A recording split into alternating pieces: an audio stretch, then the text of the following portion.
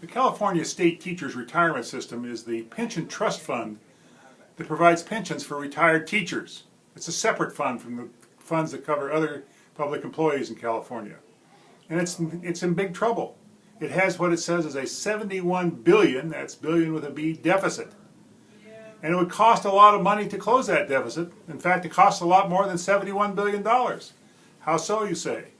Because it's not going to be closed all at once. If it's to be closed at all, it's going to be closed a few $1 billion a year. In fact, the system says it needs about $4.5 billion or more a year for many, many years to close that deficit. And the total would actually add up to something close to $300 billion by the time the thing was actually closed.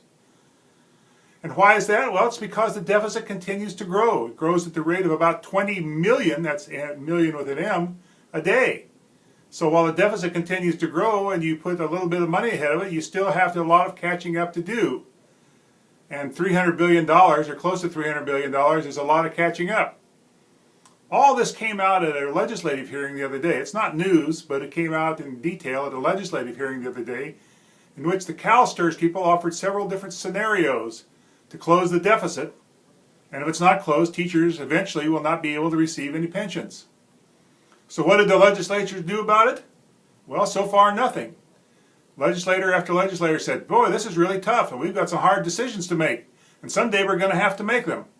Someday, that is.